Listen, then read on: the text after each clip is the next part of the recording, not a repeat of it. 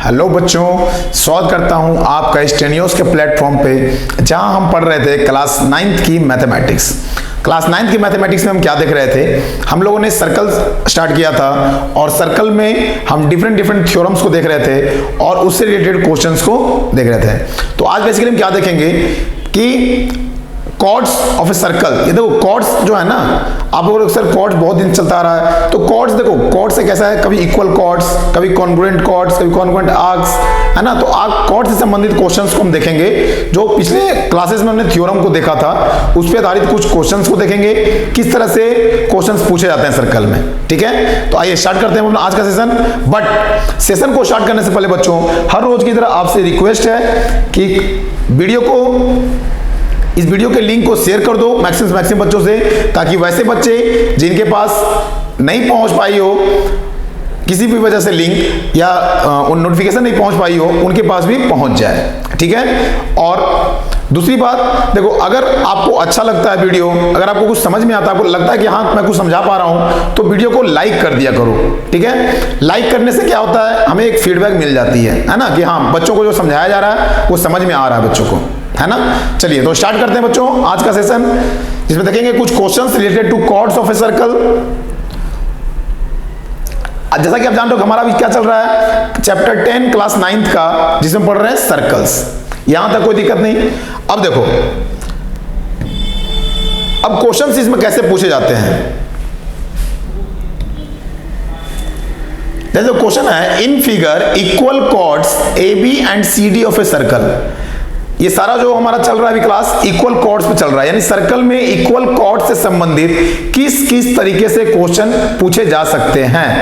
देखो तो क्या कह रहा है, इस फिगर में दो इक्वल कॉर्ड दिए हुए हैं ए बी और C D with centre O. ये क्या है, हमारा सेंटर है, सेंटर ओ, यानी कि cut at right angles at it, यानी ये दोनों जो कॉर्ड हैं, देखो ए बी और सी डी जो सेंटर ओ से है, और दोनों एक दूसरे को कट कहां कर रहा है, ई पे। कहां पे, ई। यहां क्या बन रहा है हमारा 90 डिग्री, 90 डिग्री पे दोनों एक दूसरे को कट कर रहे हैं। यहां तक कोई दिक्कत। अब देखो, if m and n are the mid points of A B and C D, कह रहा है यदि इन दोनों कॉर्ड्स का, जैसे ए बी कॉर्ड का m क्या है, मिड पॉइंट है, और AC का या CD का मिड पॉइंट क्या है, n है। ये दिया हुआ है क्वेश्चन में, यानी कॉर्ड्स ए बी और CD तो इक्वल दिए हुए हैं ही, ऊपर से m और n क्या है, मिड पॉइंट्स हैं। If m and n are the mid points, क्या है ये, m और n अगर मिड पॉइंट्स हैं सर्कल के, तो क्या हो जाएगा, देखो prove that O M E N is a square. हमें क्या प्रूफ करना है, ये जो फिगर बन रहा है ओ एम ई एन, ये क्या है, एक स्क्वायर होगा, ये प्रूफ कीजिए। ठीक है, यानी सबसे पहले हमें दिखाना पड़ेगा कि चारों साइड्स इक्वल होंगे और 90 डिग्री होने चाहिए, है ना। तो देखो क्या करेंगे, सबसे पहले गिवन जो दिया हुआ उसे हम लिखेंगे। तो गिवन में क्या दिया हुआ बच्चों, देखो तो गिवन के लिए लिखेंगे सबसे पहले हम लोग,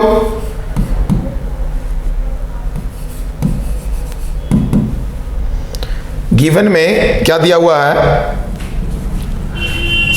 m एंड n, या ऐसे लिखो, a circle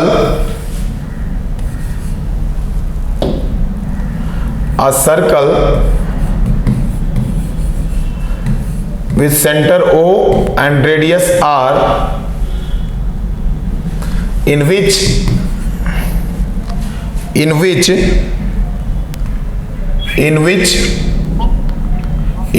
M and N are, M and N नहीं, पहले क्या लिखेंगे, A B and C D, in which A B and C D are two equal chords,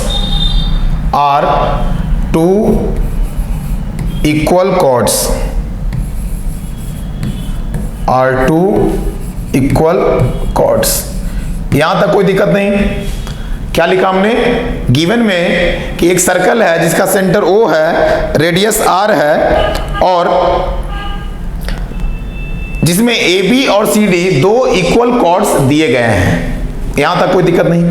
अब देखो, सिंस क्या दिया हुआ है, since M and N are the midpoints of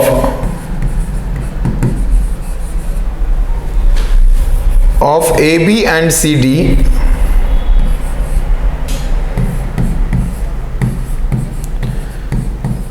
respectively,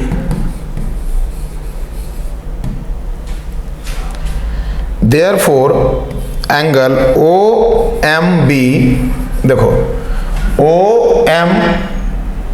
OMB ये क्या हो जाएगा, OMB ये क्या हो जाएगा हमारा 90 डिग्री।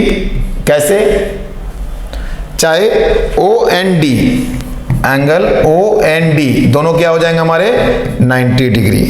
क्यों होंगे, बिकॉज आपको पता है कि the line segment from the centre to the mid point of a chord क्या होते हैं, 90 डिग्री होते हैं, है ना। या इसका उल्टा, अगर कोई लाइन सेगमेंट सेंटर से कॉर्ड पे 90 डिग्री का होगा तो वो क्या होगा, परपेंडिकुलर होगा, तो वो कॉर्ड को बाइसेक्ट करता है। तो क्या लिखेंगे, सिंस। तो जब हमने M and N mid point लिख दिया तो ये लिखने की जरूरत नहीं है कि since a line segment from the centre to a chord bisects the chord, ठीक है। तो इसलिए क्या हो जाएगा, angle OMB is equals to angle OND, ये वाला एंगल क्या हो जाएगा, दोनों 90 degree. Is that clear.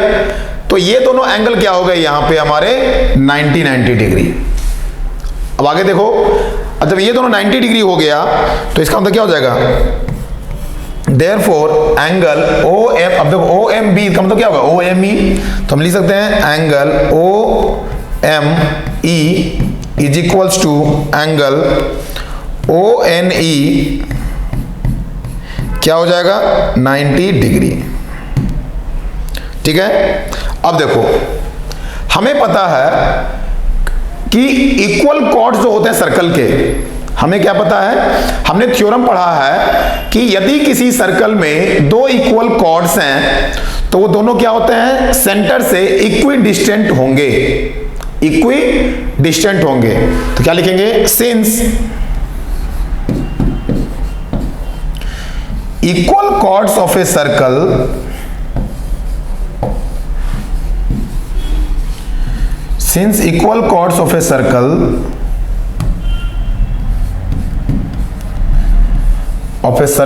are equidistant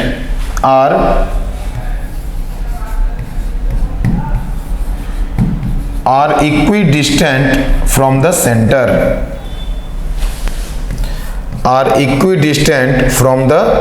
center, अगर इक्वल कॉर्ड्स हैं तो वो सेंटर से क्या होंगे, इक्विडिस्टेंट होंगे। और इक्विडिस्टेंट का मतलब क्या हो गया, ये OM ON के बराबर होगा। तो क्या लिखेंगे, therefore OM is equals to ON, OM is equals to ON, ठीक है। अब देखो, जब OM बराबर ON हो गया तो हम कह सकते हैं इन ट्रायंगल OME, देखो ये ट्रायंगल में और ONE दो ट्रायंगल हो गए। तो क्या लिखेंगे, अच्छा यहां क्या क्या हो जाएगा, देखो एक तो 90 डिग्री, OE कॉमन है और OM बराबर ON, तो क्या हो जाएगा, RHS से दोनों ट्रायंगल कॉन्ग्रुएंट हो जाएंगे। और जब ट्रायंगल कॉन्ग्रुएंट होगा इसका मतलब क्या हो जाएगा, ME, देखो इन ट्रायंगल OME क्या लिखेंगे, देखो यहां तक कोई दिक्कत नहीं, नोट कर लो पहले, गिवन मिटाता हूं, ठीक है। देखो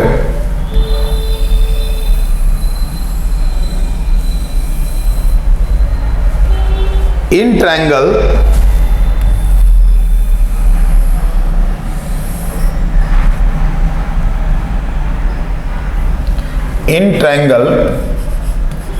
OME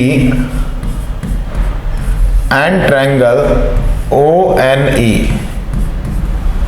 ट्रायंगल OME और ट्रायंगल ONE में क्या होगा कॉमन? देखो OM बराबर ON है, OM is equals to ON। OM क्या है? ON के बराबर है। कैसे प्रूव्ड? हमने यहां प्रूव किया अभी। ओके दूसरा एंगल OME इक्वल है एंगल ONE के। ये कैसे? 90 डिग्री है, दोनों क्या है? 90 डिग्री है। Is that clear? यहां तक कोई दिक्कत नहीं। जब दोनों एंगल इक्वल हैं, मतलब एंगल OME और एंगल ONE दोनों यहां पे इक्वल हो गए 90 डिग्री। और तीसरा कंडीशन क्या हो गया? OE बराबर OE कॉमन है दोनों में, है ना? OE और यहां भी OE, तो OE is equals to OE। ये क्या हो गया? कॉमन हो गया। अच्छा इससे क्या हो गया? देयरफॉर ट्रायंगल OME क्या हो गया? कॉन्ग्रुएंट हो गया ट्रायंगल ONE के।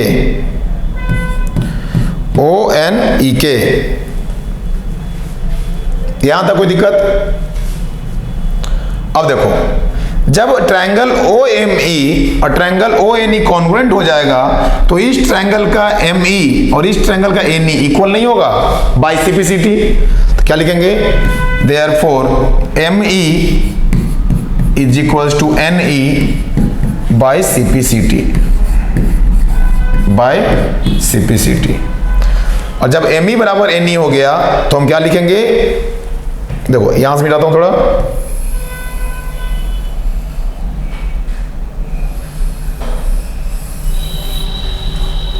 जब ME बराबर NE हो गया तो क्या लिखेंगे? Hence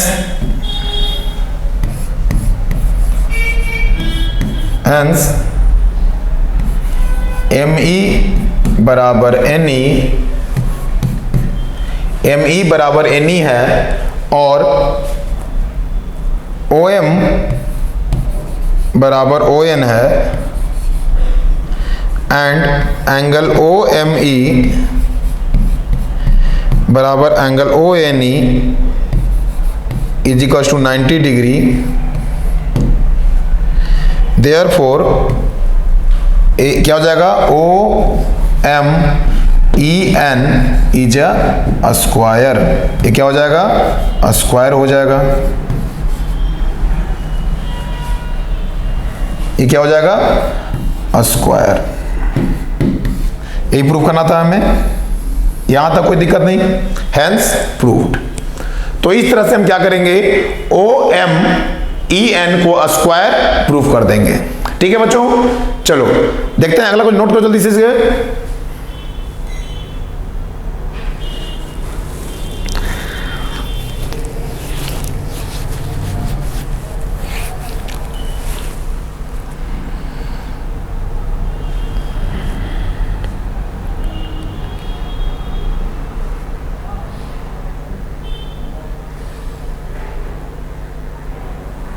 अब देखो अगला क्वेश्चन क्या कह रहा है?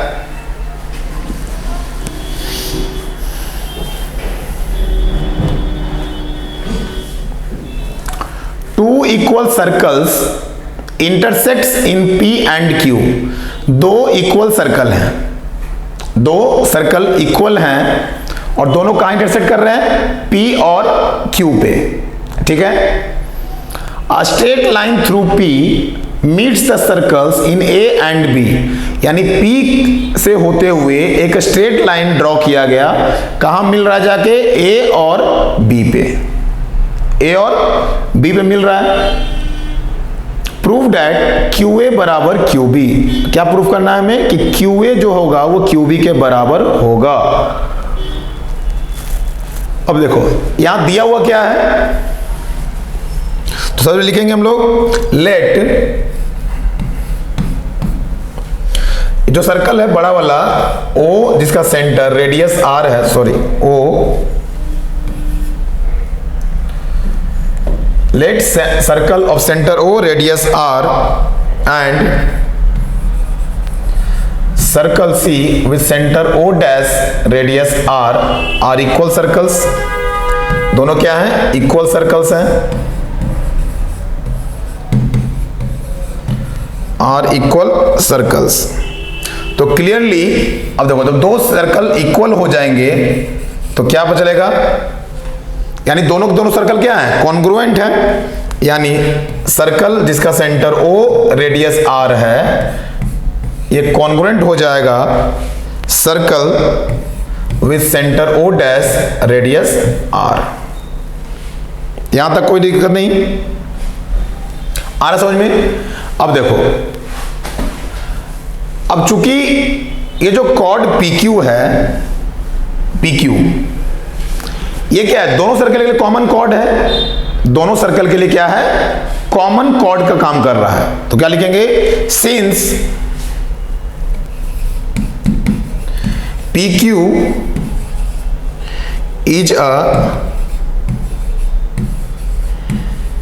is a common chord, since PQ is a common chord to both of the circles, या of two congruent circles, क्योंकि दोनों congruent हैं, two congruent circles, therefore क्या हो जाएगा? देखो ये अगर PQ है तो देखो ये जो C है, यानी इस सर्कल का आर्क PCQ और इस सर्कल का आर्क PDQ दोनों क्या हो जाएंगे? बराबर हो जाएंगे। जब कॉर्ड इक्वल होते हैं तो आर्क भी क्या होता है?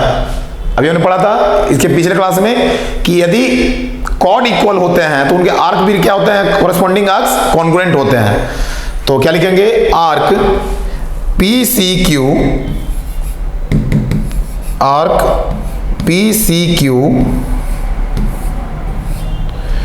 PCQ बराबर होगा आर्क PDQ के। इसका मतलब क्या होगा?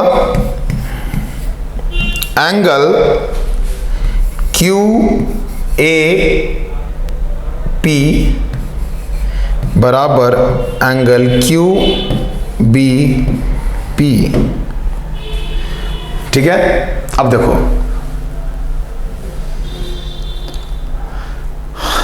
अब यहां देखिए, अगर ये आर्क PCQ और PDQ कॉमन हो गया, मतलब बराबर हो गया, तो एंगल QAP और एंगल QBP क्या हो जाएंगे? इक्वल हो जाएंगे। ये दोनों एंगल क्या हो जाएंगे? इक्वल हो जाएंगे। कोई दिक्कत आ रहा समझ में? अब देखो, क्यों? अगर ये आर्क कॉमन हो गया, आर्क इक्वल हो गया, तो ये भी तो इक्वल हो जाएंगे ना। और जब इक्वल हो जाएंगे तो एंगल A और एंगल B क्या हो जाएंगे? इक्वल हो जाएंगे, यानी कि एंगल QAP बराबर QBP हो जाएगा। इसका मतलब 10 in triangle QAB we have angle QAP बराबर एंगल QBP। तो इसका मतलब क्या होगा? देखो, यदि ट्रायंगल QAB में इस ट्रायंगल में अगर दोनों एंगल बराबर हो गया तो इसका मतलब क्या है? ये साइड्स दोनों क्या हो जाएंगे? बराबर हो जाएंगे, यानी QA बराबर QB हो जाएगा। और यही में प्रूफ करना है, that means QA is equals to QB। हमें यही प्रूफ करना था, prove that QA is equals to QB। हो गया, हैंस प्रूव्ड।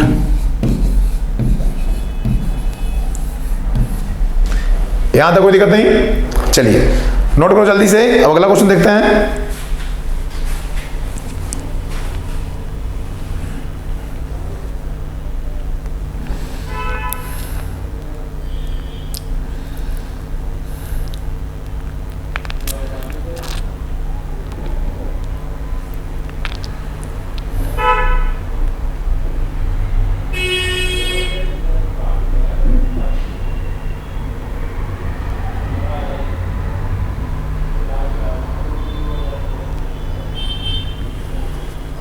अब देखो यहां तक हो गया, यहां तक कोई दिक्कत नहीं बच्चों?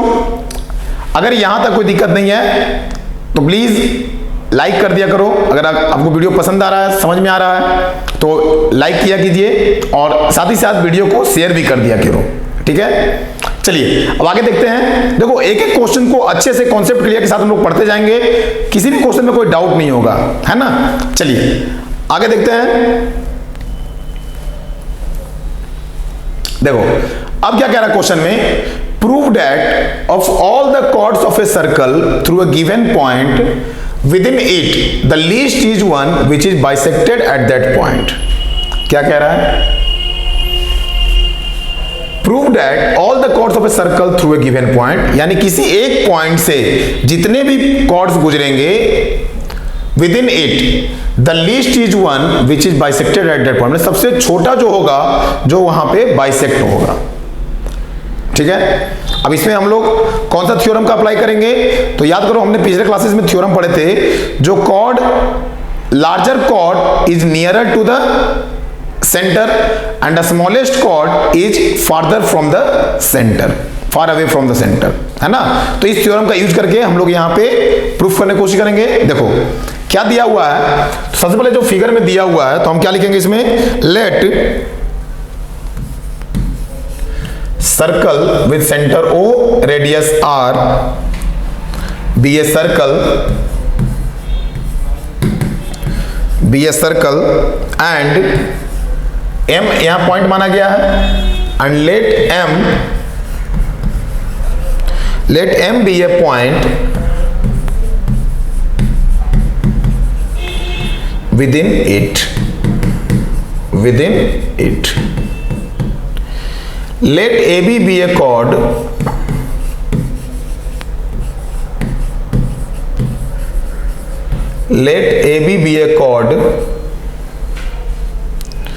whose midpoint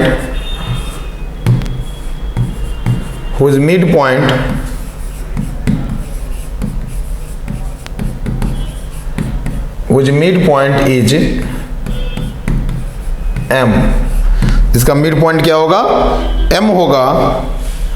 लेट, अच्छा दूसरा कॉर्ड क्या है हमारा, CD, तो let CD be the another chord, let CD be the another chord through M। वहीं से M से हमने क्या किया, दूसरा कॉर्ड ड्रॉ किया CD को। M क्या है, AB का मिड पॉइंट है, तो हमें प्रूफ क्या करना है, through M we have to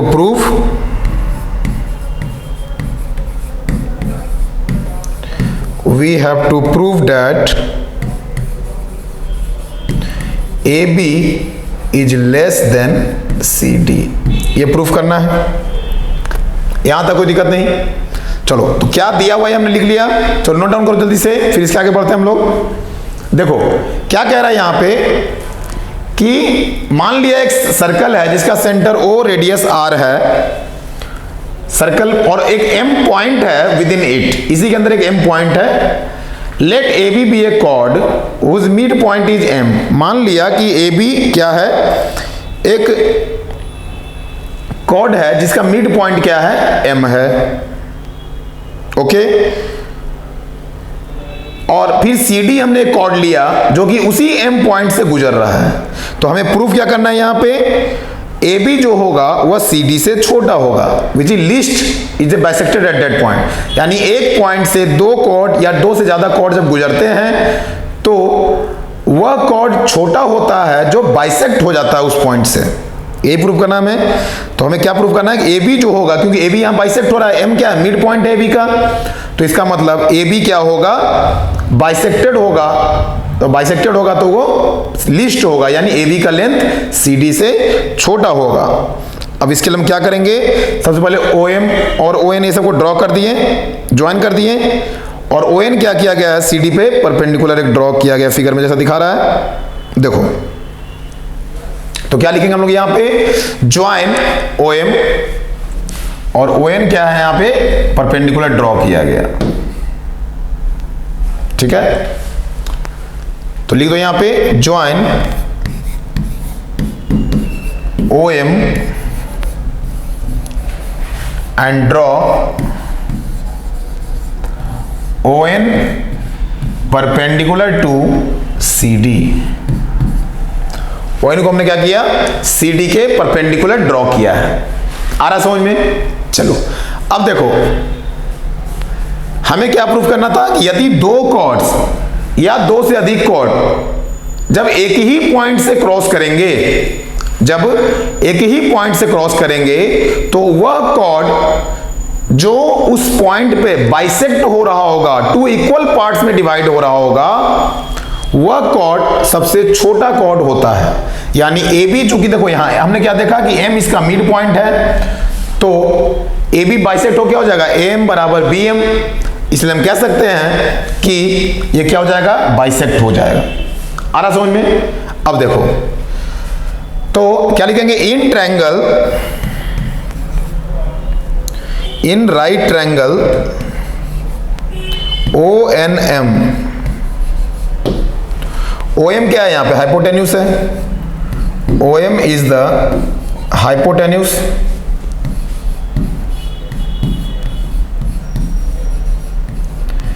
O M क्या है यहां पे, हाइपोटेन्यूस है। इसका मतलब जब हाइपोटेन्यूस होगा तो ओ एम क्या होगा, बड़ा होगा ओ एन से, O M is greater than O N, यहां तक कोई दिक्कत नहीं। इसका मतलब देखो, हमने कल पढ़ा था अगर ओ एम बड़ा है ओ एन से, है ना, तो इसका मतलब क्या होगा, और ओ एन छोटा है तो सी डी क्या हो जाएगा, हमने कल क्या पढ़ा था, जिसका लेंथ सेंटर से कम होगा वह उतना ही नजदीक होगा ना, वह कॉर्ड उतना ही बड़ा होगा। तो कॉर्ड सी डी, देखो चूंकि कॉर्ड सी डी को जोड़ने वाला ओ एन है और ओ एम क्या है, ए बी को जोड़ रहा है, तो ओ एम जब हाइपोटेन्यूस का काम कर रहा है तो हाइपोटेन्यूस तो बड़ा होगा, और जब ओ एम बड़ा हो गया इसका मतलब क्या हो गया, ओ एम बड़ा, इसका मतलब ए बी की दूरी सेंटर से अधिक होगी। आ रहा बात समझ में?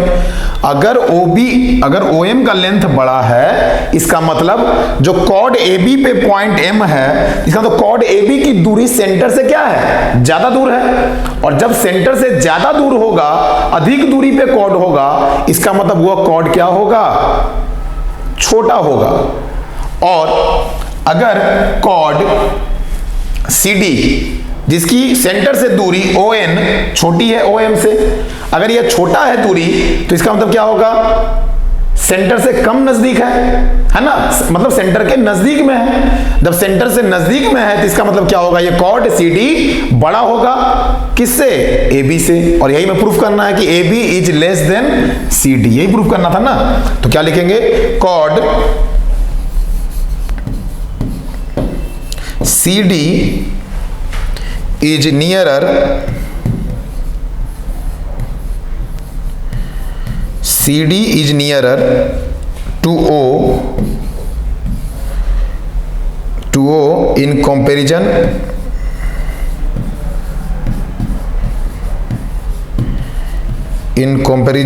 to AB, यानी CD क्या हो गया, नजदीक में है, तो क्या लिखेंगे, इसका मतलब क्या हो गया, therefore CD is greater then AB, CD क्या होगा, ग्रेटर देन होगा AB, और यही में प्रूफ करना था, that is AB is less then CD, hence proved, hence proved. कोई दिक्कत आ रहा समझ में? तो इस तरह से हमने क्या देखा, इक्वल कॉर्ड से संबंधित डिफरेंट थ्योरम्स और क्वेश्चंस को, किस तरह से क्वेश्चंस रहेंगे तो हमें कैसे प्रूफ करना होगा। ठीक है, तो यहां तक समझ में आ गया।